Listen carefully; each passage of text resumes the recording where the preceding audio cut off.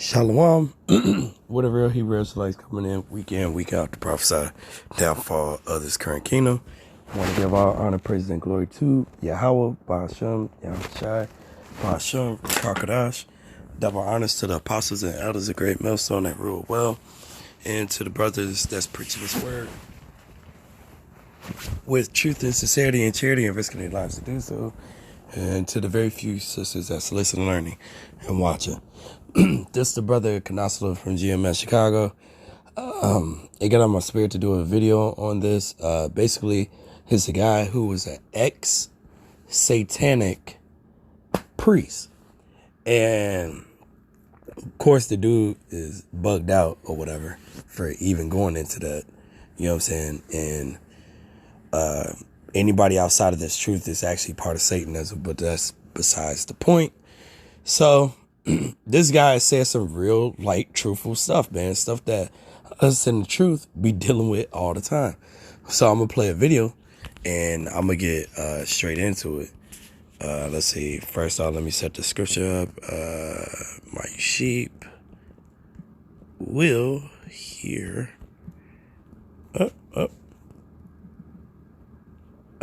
My sheep and voice. Let's see. Yep, there it is. Okay, so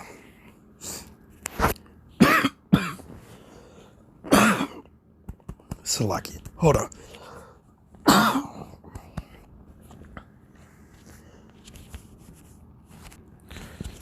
right, I'm back. All right, so got that set up, and we're gonna play the video right now.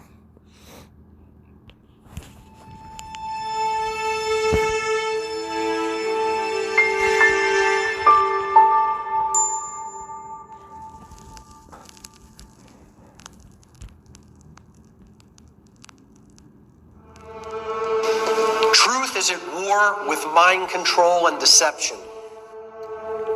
So to speak the truth is a combative act.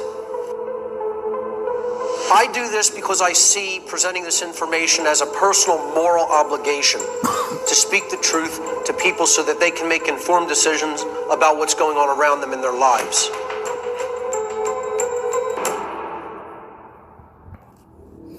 Satanism and the dark occult.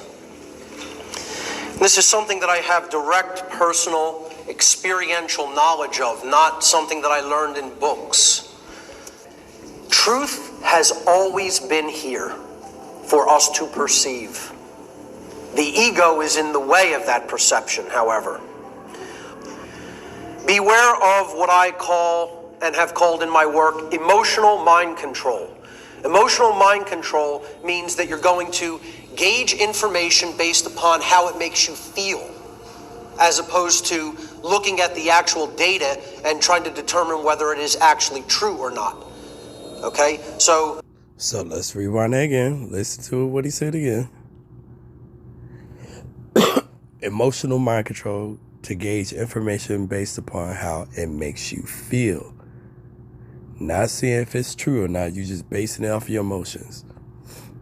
All right, let's try it again. Has always been here for us to perceive. The ego is in the way of that perception, however. Beware of what I call and have called in my work emotional mind control. Emotional mind control means that you're going to gauge information based upon how it makes you feel, as opposed to looking at the actual data and trying to determine whether it is actually true or not. Okay, so two things that I ask everyone always to do when I present is set aside your personal perceptions of me as the presenter. I'm not the important one here, okay? The information is what is important.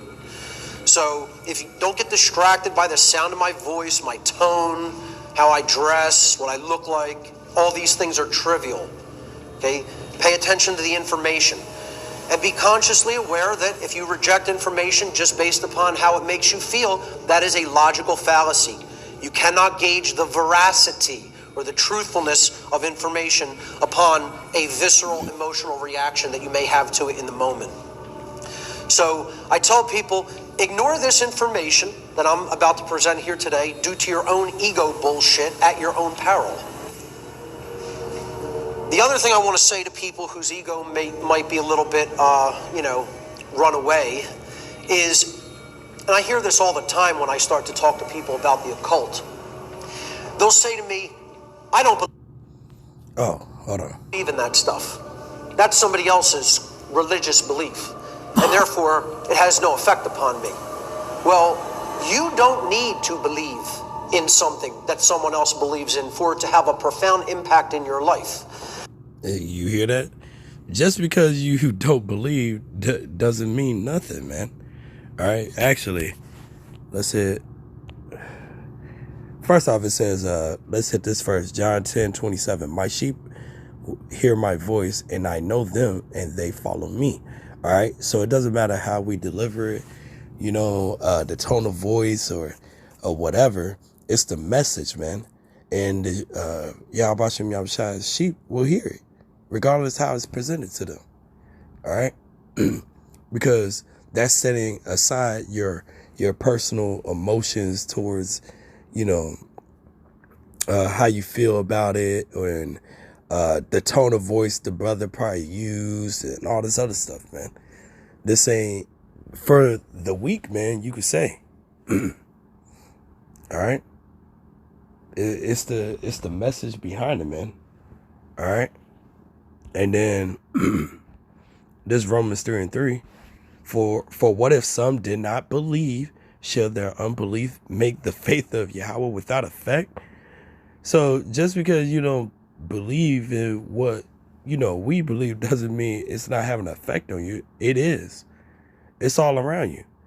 Prophecies are flying off the pages, and you just think that it's just your belief. No, this is fact. This is truth. All right.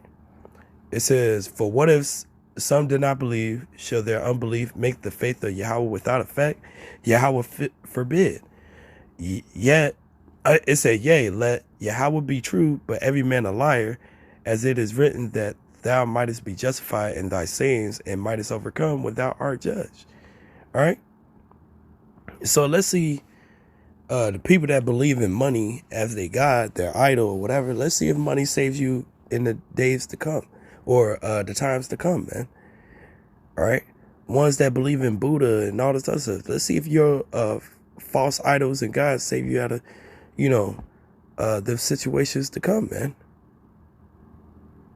You guys are going to know who the true living power is, man. So just because you don't believe doesn't mean it's not going to have an effect. That's pretty much what he was saying right here. For it has no effect upon me. The occult. They'll say to me, I don't believe in that stuff. That's somebody else's religious belief, and therefore it has no effect upon me. And that's what they say about Yahweh Shem Yahushai, and that's truth, man. Skip the dark occult, whatever, man. But when it comes to this truth, man, it's like, yo. You know what I'm saying? This stuff is happening right now. And a lot of people don't even look back. It's like, dang, you've been talking about this for years. There's some that do. Then there's most of them that don't. They just doing what they doing. Well, you don't need to believe in something that someone else believes in for it to have a profound impact in your life.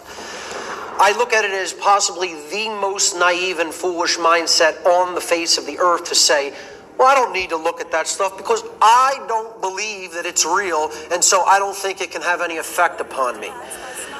I tell people this is the equivalent of stating, no one's crazy religious beliefs can possibly affect me, even if they violently act upon those beliefs in a way that can do me extreme harm.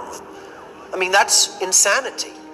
There are a lot of religious extremists out there in the world, and they're willing to act upon their extremist, nonsensical belief system. It doesn't make a difference whether you believe in what they believe.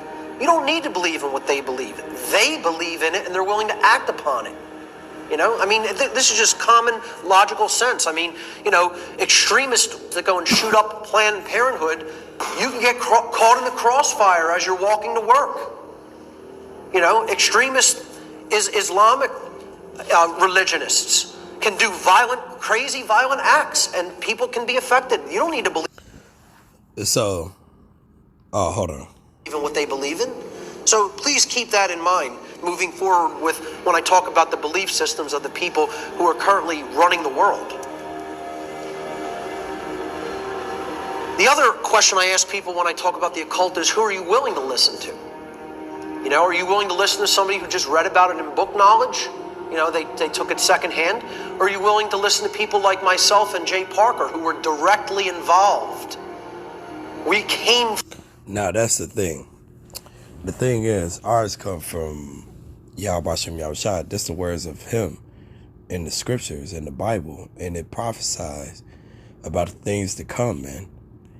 And you got to think about it. Like Deuteronomy 28:68 was written thousands of years ago, prophesying us coming here on slave ships. All right.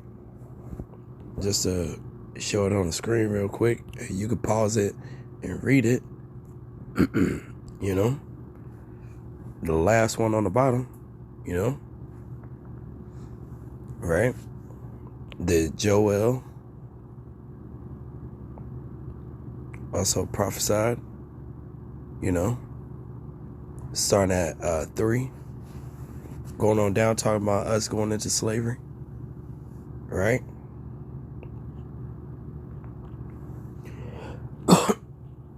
You know, and it talks about also, you know, what's to come, man, right?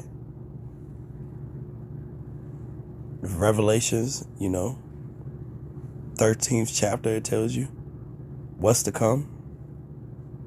All right. The nuclear destruction, you know, let's see. Eyes, no holes. Yep. Zechariah 14:12. You know what I'm saying? You can pause that and see that, you know. And equivalent, a parallel thing you could think of that goes along with Zechariah 14:12 is Terminator 2, when Sarah O'Connor fell asleep at that picnic table and she had a vision of nuclear destruction destroying the city, and she was standing up and getting consumed, man, by the fire.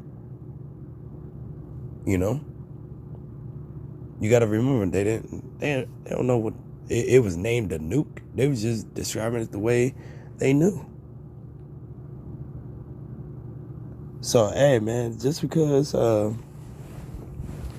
you put your emotions into it, like dude said, emotional mind control. Just because you put your emotions into it doesn't mean it's not true, man. You have to put it to the side and really think of it. And if you don't get it, no matter what, then I'm going to end it with this one. It's strong delusion. This 2 Thessalonians 2:11. And for this cause, Yahweh shall send them strong delusion that they should believe a lie. So the thing is, maybe the Lord just wants you to sleep, man. All right. And that's why we pray that the Lord don't take the spirit away from us and give us a strong delusion where we believe in a lie. We hope that doesn't happen to us. That's why we're the hopeful elect. All right, so till next time, hey, hopefully this is edifying. I want to give all honor, praise, and glory to Yahweh, Ba'ashem, Yahushai, Ba'ashem, Rakakodash, double honors to the apostles and elders of Great Millstone that rule well, and to the brothers that's preaching his word with truth and sincerity, charity, and risking their lives to do so, and to the very few sisters that's listening, learning, and watching, to y'all I say shalom and the Bible ball.